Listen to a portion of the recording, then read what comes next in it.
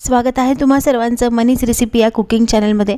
तर आज मी तुम्हाला इथे बेबी कॉर्न राईस कसं करायचं ते करून दाखवणार आहे। बिलकुल काहीच खडे मसाले याच्यात मी वापरणार नाही, तरी पण खाण्यासाठी हा खूप छान लागतो, टेस्टी लागतो। सगळी रेसिपी सगळी प्रोसेस फुल मी इथे पुढे व्हिडिओमध्ये दाखवणार आहे। आणि तुम्ही बघू शकता राईस किती छान बनलेला आहे, एकदम आहे त्या साहित्यामध्ये पण तुम्ही करू शकता। यातलं एखादं स्किप केलं तरी चालेल तुम्ही गोष्ट। तर आता साहित्य काय लागतं ते आपण बघून घेऊया। इथे बेबी कॉर्न स्पेशली राईस आहे म्हणून कॉर्न मी इथे नॉर्मल आपला कॉर्न पण वापरणार आहे आणि बेबी कॉर्न पण इथे मी घेतलेला आहे। सुपर शॉपीमध्ये तुम्हाला हे सगळं मिळून जातं सामान सहज। त्यानंतर कॉर्न पण इथे घेतलेला आहे बेबी कॉर्न सोबत, कारण याच्यात भरपूर जितका कॉर्न तुम्ही घालाल तेवढं ते राईस छान लागतो। त्याचबरोबर तिन्ही रंगाच्या मिरच्या घेतलेल्या आहे, शिमला मिरची, रेड, येलो आणि ग्रीन। तर तुम्हाला याच्यातली एखादी कलरची शिमला मिरची मिळाली नाही तर चालेल, पण तुम्ही शक्यतो रेड आणि येलो नक्की वापरा, ग्रीन नाही वापरले तरी चालेल ह्या पुलावमध्ये। सोबतच टमाटर माझा छोटा आहे म्हणून 1.5 टमाटर मी इथे वापरणार आहे, मोठा असेल तर तुम्ही एकच टमाटर वापरा। अद्रक लसूण घेतलेला आहे, हे थोडं कमी जास्त झालं तरी चालतं अद्रक लसूण। कांदा घेतलेला आहे आणि बटाटे आणि मक्का जो आहे तो आपल्याला इथे उकडून घ्यायचा आहे। 2च बटाटे मी इथे वापरते आहे। तर बटाटे आणि मक्का मी आता उकडत ठेवलेला आहे। त्याचबरोबर भाज्या पण इथे आता सगळ्या कट करून घेतलेल्या आहे आणि अद्रक लसूण जे आहे ते मी क्रश करून घेणार आहे, म्हणजेच त्याला ठेचून घेणार आहे व्यवस्थित। आणि कांदा इथे लंबा चिरून घेतलेला आहे, बाकी सगळ्या फक्त कांदा आणि बेबी कॉर्न लंबे चिरलेले आहे, बाकी सगळ्या भाज्या मी इथे नॉर्मल चिरलेल्या आहे। सोबतच बासमती राईस हा मी नॉर्मल डीमार्टचा जो सुट्टा येतो तोच वापरते, खूप छान भात बनतो त्याने। 3 पाण्याने स्वच्छ धुवून याला आपल्या भिजवून ठेवायचं आहे कमीत कमी 20 मिनिटं। भाज्या परतूस तर तो सहज भिजतो आणि उकडून पण होतो आणि झटपट बनतो पण, त्यामुळे मी तुम्हाला दाखवणार आहे कसं बनवायचं। साईड बाय साईड दोन्ही तुम्ही करू शकता एकदाच काम। आता बटाटे उकडून चिरून ठेवलेले आहे इथे आणि कॉर्न पण इथे उकडून त्याला आता काढून घेतलेले आहेत त्याचे दाणे। हे असेच पण खायला खूप छान लागतात, जसं हॉटेलमध्ये स्टार्टर डिश भेटते तसेच लागतात सेम। आणि कॉर्न आहे जे मी लंबे लंबे इथे चिरून ठेवलेले आहे। तर आता सगळ्यात पहिले आपण तांदूळ उकडायला ठेवूया। मग आपण तांदूळ उकडायला ठेवल्यानंतर भाज्या फ्राय करायला घेऊया, तोपर्यंत तांदूळ उकडतो आणि मग आपला वेळ पण वाचतो तेवढाच। कढईमध्ये आता आपल्याला भिजलेला जो बासमती तांदूळ आहे तो उकळत ठेवायचा आहे।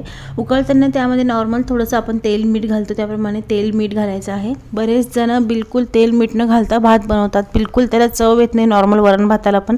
त्यामुळे जेव्हा केव्हा आपण भात बनवाल त्यामध्ये थोडंसं तेल आणि मीठ टाका, भाताला खूप छान चव येते। तर कढई गरम करत ठेवूया आपण। एका बाजूला भात आपला उकडतो आहे आणि फोडणीमध्ये टाकण्यासाठी शहाजिरे इथे घेणार आहे, नॉर्मल जिरे पण घेणार आहे शहाजिऱ्यांसोबत। आणि हळद, तिखट, थोडंसं गरम मसाला, धना पावडर, ते थोडं व्हिडिओमध्ये सगळं तुम्हाला पुढं दाखवणार आहे मी काय काय टाकायचं आहे ते। आणि आता तेल गरम होऊ द्यायचं आहे। तेल गरम चांगलं झालेलं आहे, त्यामध्ये आता थोडेसे शहाजिरे, जसं आपण फोडणीला टाकतो त्याप्रमाणे शहाजिरे आणि जिरे दोन्ही इथे टाकून घेते आहे। आणि त्यानंतर आपल्याला आपण जे अद्रक लसूण ठेचून घेतलं होतं ते टाकते आहे। थोडं मी अद्रक लसूण बाकी ठेवलेलं आहे टाकायचं। आणि बारीक चिरलेला कांदा इथे टाकते आहे। कांदा चांगला पिंक गोल्डन होऊस तर तुम्हाला परतून घ्यायचा आहे, कांदा कच्चा राहिला नाही पाहिजे याच्यामध्ये। तर आता कांदा इथे लंबा लंबा चिरलेला व्यवस्थित लगेच परतून होतो पतला असल्यामुळे तो तेलामध्ये, पण त्याला हलवत राहायचं आहे मधून। आणि आता तांदूळ पण आपला इथे उकडलेला आहे, त्याला चाळणीमध्ये इथे आता काढून ठेवलेलं आहे, म्हणजे त्याचं भाज्या परतेपर्यंत सगळं पाणी याच्यातलं निघून जातं। आता यामध्ये टमाटर घालायचं आहे। कांदा चांगला रंग परतलेला आहे, तुम्हाला दिसत असेल। आणि त्यानंतर सगळ्या भाज्या आपण चिरून ठेवल्या होत्या त्या इथे एक एक करून तुम्हाला फ्राय करून घ्यायची आहे कढईमध्ये टाकून। आणि थोडी अद्रक लसूणची पेस्ट आता टाकायची आहे, म्हणजे मग त्याला फ्लेवर अजून थोडासा खूप छान लागतो। अद्रक लसूण कमी पण नका वापरू, पण जास्त वापरलं तर काही हरकत नाही आहे। आणि उकडलेला बटाटा मी तुम्हाला फायनली घालायचं असेल तर फायनल पण तुम्ही झाल्यावर घालू शकता, पण मी इथेच उकडलेला बटाटा टाकून दिलेला आहे। आणि उकडलेले जे मक्याचे दाणे होते ते पण मी इथे वापरते आहे। हा कॉर्न राईस असल्यामुळे तुम्हाला कॉर्न पाहिजे तेवढा तुम्ही याच्यामध्ये उकडून वापरू शकता। मी एक मक्याचं कणीस इथे वापरलेलं आहे, तुम्ही 2 पण इथे वापरू शकता। आता भाज्या परतण्यासाठी थोडंसं मीठ मी इथे टाकून देते आहे, म्हणजे भाज्या व्यवस्थित परतल्या जातात मीठ टाकल्याने। असा अंदाज मिठाचा येत नसेल तर फायनली पुलाव बनल्यानंतर किंवा राईस बनल्यानंतरच तुम्ही मीठ इथे टाकू शकता, जर तुम्हाला अंदाज येत नसेल तर।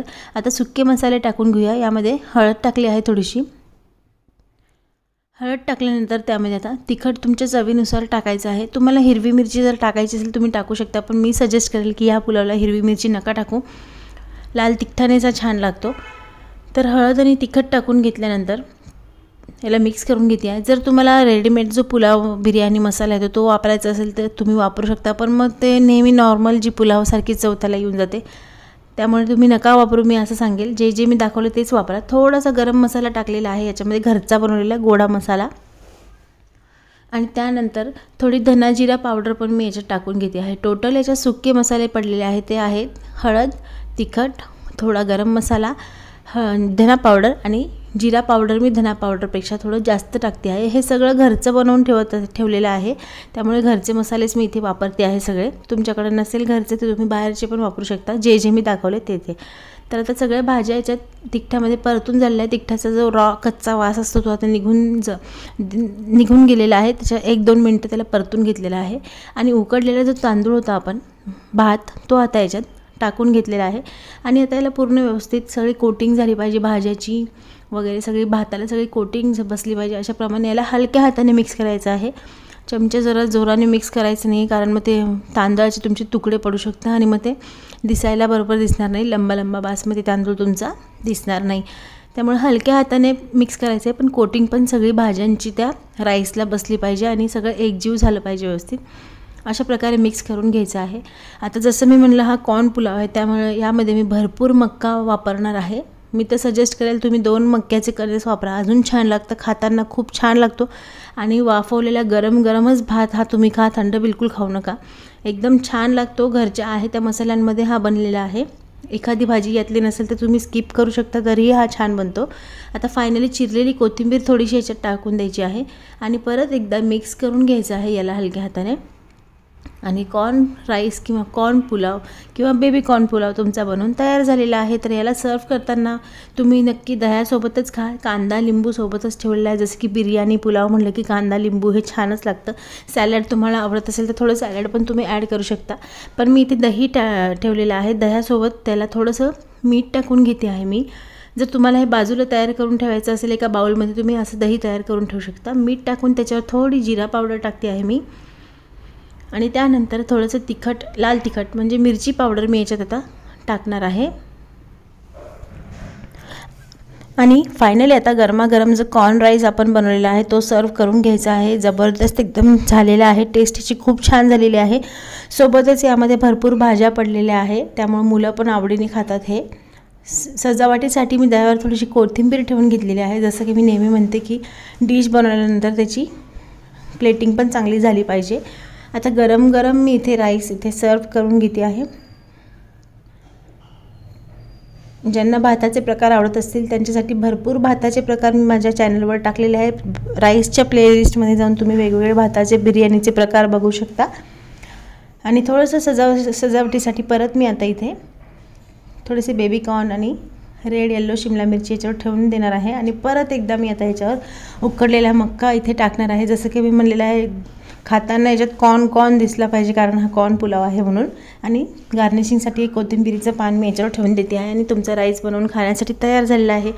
खूप छान रेसिपी लागते, नक्की एकदा करून बघा. केल्यास तुम्ही फीडबॅक द्यायला नक्की विसरू नका. कलर टेक्स्चर बघू शकता, घरचेच मसाले वापरून पण पूर्ण बाहेर हॉटेलसारखी याची टेस्ट पण लागते आणि कलर पण त्याला आलेला आहे. तर तुम्ही आता नक्की हा राईस करून बघा. रेसिपी आवडल्यास रेसिपीला नक्की एक थम्सअप द्या, लाईक करा, सोबतच जास्तीत जास्त शेअर करा, म्हणजे सर्वांना ही रेसिपी समजेल. आणि आवडल्यास तुम्ही कमेंट करून सांगायला नक्की विसरू नका. तोपर्यंत भेटूया आपण पुढच्या छानशा नवीन वेगळ्या रेसिपीसोबत. Bye bye.